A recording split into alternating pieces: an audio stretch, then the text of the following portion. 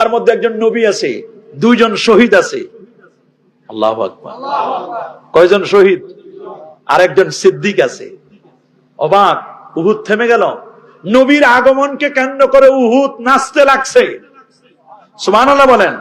তাহলে নবীকে পেয়ে উহুদ পাহাড় খুশি, কিন্তু আমার দেশের মোল্লারা খুশি হইতে পারে না। আছে না নাই কিছু? ওরা নবীকে পাওয়ার পরে খুশি হয় না, কিন্তু ৫,০০০ টাকার খাম পাওয়ার পরে আমার সোনার বাংলা আমি তোমায় ভালোবাসি, মা তোমার আকাশ তোমার বাতাস, মায়ের আকাশ নয়, মায়ের বাতাস নয়, আকাশ ও বাতাসের মালিক কে? শানে নুজুল বলেন, কি বলা হয়? শানে নুজুল কোন প্রেক্ষাপটে নাজিল হলো? এই সূরাটি মূলত উহুদ যুদ্ধে, ইসলামের যে একটি যুদ্ধ হয়েছিল উহুদের যুদ্ধ, যে যুদ্ধে আমার নবী তার দান মোবারক শহীদ করেছিলেন। উহুদ একটি পাহাড়ের নাম।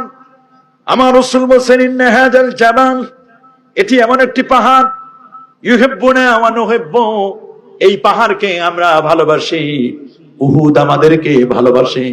নবীর আগমনকে কেন্দ্র করে উহুদ পাহাড় থরথর করে কেঁপে উঠেছিল। সহিহুল বুখারীর বর্ণনা, নবী যখন উহুদ পাহাড়ে গেলেন, সাথে নিলেন সিদ্দিক আকবর, ফারুক আজম, উসমান জিন্নুরাইন, 4 জন মিলে উহুদ পাহাড়ে উঠলেন। উহুদ পাহাড় কাঁপতে লাগলো। কোরআন নবীর এত শান মান উল্লেখ করেছেন। উহুদ পাহাড় যখন কাঁপতে লাগছে, নবীজি বলেছেন উসবুত ইয়া উহুদ, রে উহুদ তুমি থেমে যাও। তুমি জানো না তোমার মধ্যে একজন নবী আছে, দুইজন শহীদ আছে। আল্লাহু আকবার। কয়জন শহীদ? আর একজন সিদ্দিক আছে। অবাক, উহুদ থেমে গেল। নবীর আগমনকে কেন্দ্র করে উহুদ নাচতে লাগছে। সুবহানাল্লাহ বলেন। তাহলে নবীকে পেয়ে উহুদ পাহাড় খুশি, কিন্তু আমার দেশের মোল্লারা খুশি হইতে পারে না। আছে না নাই কিছু? ওরা নবীকে পাওয়ার পরে খুশি হয় না, কিন্তু ৫,০০০ টাকার খাম পাওয়ার পরে আমার সোনার বাংলা আমি তোমায় ভালোবাসি, মা তোমার আকাশ তোমার বাতাস, মায়ের আকাশ নয়, মায়ের বাতাস নয়, আকাশ ও বাতাসের মালিক কে? যখন আমার সোনার বাংলা আমি তোমায় ভালোবাসি, সোনার বাংলার ভালোবাসায় বড় বড় হুজুর বুকের মধ্যে হাত দিয়ে দাঁড়ায় যায়, নবীর ভালোবাসায় দাঁড়াইলে কইজা ছিঁড়ে যায়। কথা বলেন। আমরা দেখেছি, এদেরকে চিনে রেখেছি, মার্কিং করেছি আমরা। এরাই যখন ঈদে মিলাদুন নবী আসবে তখন ফতোয়া দিবে নবীর মহব্বতে দাঁড়ানো শিরক, বিদআত, হারাম।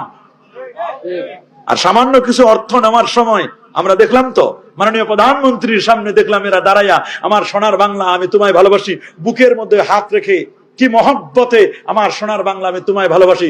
রঠা রবি ঠাকুরের কবিতায়, রবি ঠাকুরের জাতীয় সঙ্গীতটার মহব্বতে সোনার বাংলার ভালোবাসায় দাঁড়াতে পারো, তুমি নবীর ভালোবাসায় দাঁড়াইলে ফতোয়াবাজি করো।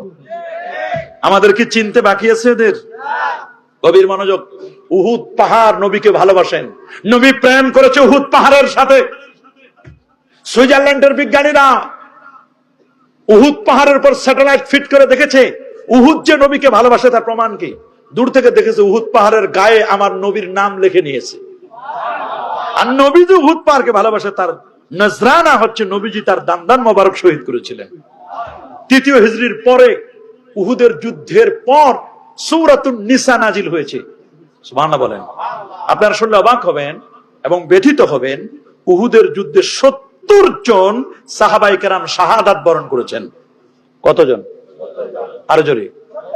আচ্ছা বলেন, শাহাদাত যারা বরণ করলো, যারা শহীদ হলেন, তাদের স্ত্রী আছে না? ছেলে মেয়ে, আত্মীয় স্বজন? এই উহুদ যুদ্ধে ৭০ জন সাহাবী শহীদ হওয়ার ফলে মদিনায় অনেক নারী বিধবা হয়ে গেল। স্বামী মারা গেছে, নারী কি বিধবা। নারীরা কতদিন পর্যন্ত ইদ্যত পালন করবে স্বামী মৃত্যু পরে? ইসলাম বলেছে 4 মাস 10 দিন। কয়দিন? 4 মাস, 4 আশহুর ওয়া আশরা, 4 মাস 10 দিন পর্যন্ত নারী ইদ্যত পালন করবে। এই সময় এখানে ঠোঁট পালিশ দিতে পারবে না, অর্নামেন্টস ব্যবহার করতে পারবে না, কোন বিবাহ অনুষ্ঠানে যেতে পারবে না। স্বামী মারা গেছে, এখন শোক পালন করবে। কথা বলুন। কয় মাস? বিউটি পার্লারে যেতে পারবে না, কোন অনুষ্ঠানে যাবে না। কিন্তু আমার দেশে 4 মাস 10 দিন তো দূরের কথা, 4-5 দিন পরেই সে তার চেঞ্জ হয়ে যায়, আরেক জায়গায় বিয়ে বসার চেষ্টা করে। স্বামীর শোক সে ভুলে যায়। তার মানে তার প্রেম ভালোবাসা ছিল আর্টিফিশিয়াল। কথা বলুন, জোরে বলুন।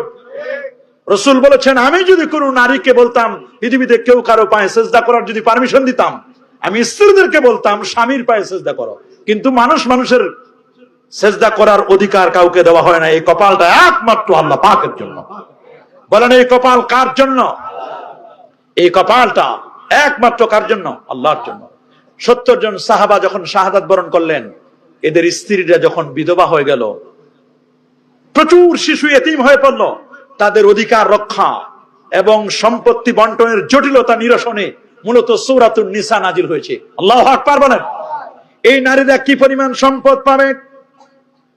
70 জন সাহাবায়ে কেরামের সন্তান সন্ততি ছেলে মেয়েরা যারা এতিম হলো, এতিমদের সম্পদ গুলো কেমনে বন্টিত হবে, এই সংক্রান্ত মাসআলা মাসাইল, এই সংক্রান্ত আইনগুলো বিধানগুলো অবতীর্ণ হয়েছে সূরাতুন নিসার মাধ্যমে। রব্বুল আলামিন এই আইনগুলো নাজিল করলেন। আল্লাহু আকবার।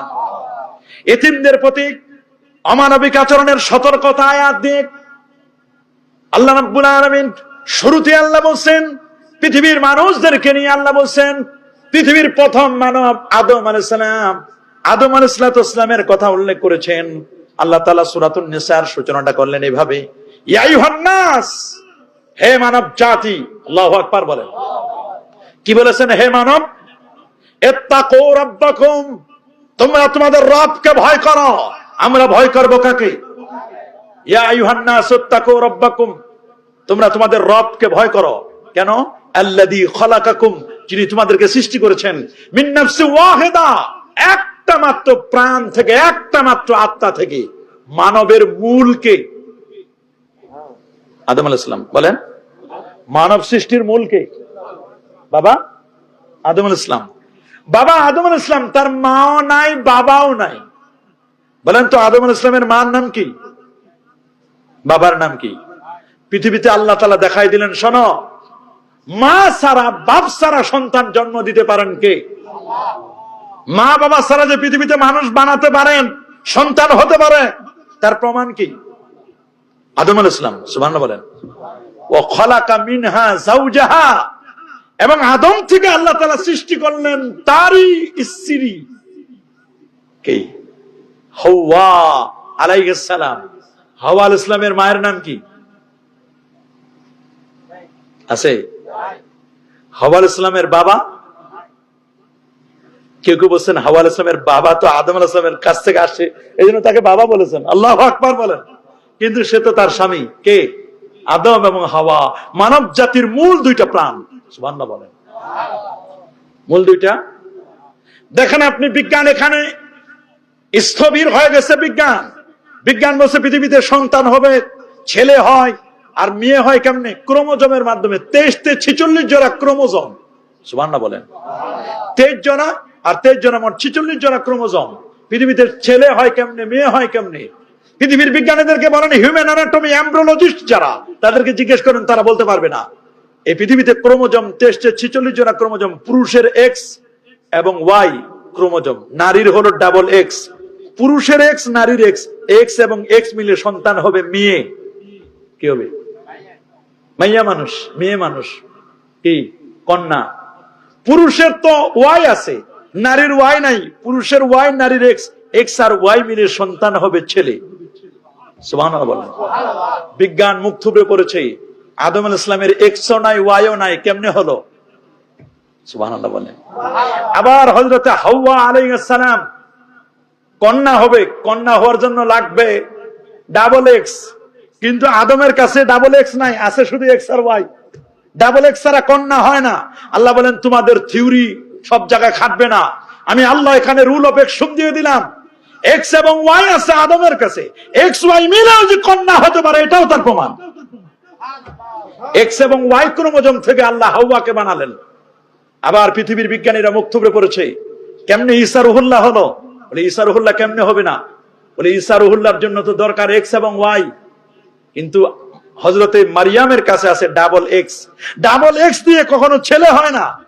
আল্লাহ বলেন, ডাবল এক্স দিয়েও আমি ছেলে বানাতে পারি। তার বাস্তব প্রমাণ, বাবা ছাড়াই আমি ঈসাকে বানালাম। একজন নবী এখনো বেঁচে আছেন, তিনি ঈসা রুহুল্লাহ। বলেন তিনি কি? সূরাতুন নিসা ঈসা রুহুল্লাহর আলোচনা আসছে, সেই আলোচনা আমরা করব। সূরাতুন নিসায় সেটাকে বাদ দেওয়া হয় নাই। আপনি শুনলে অবাক হবেন। ইয়া আইয়ুহান নাস ইত্তাকু রাব্বাকুমুল্লাযী খালাকাকুম মিন নাফসিন ওয়াহিদা وخلق منها زوجها وبث منهما رجالا كثيرا ونساء। এই এক আদম এবং হাওয়া থেকে গোটা পৃথিবীতে বর্তমানে 811 কোটি মানুষ।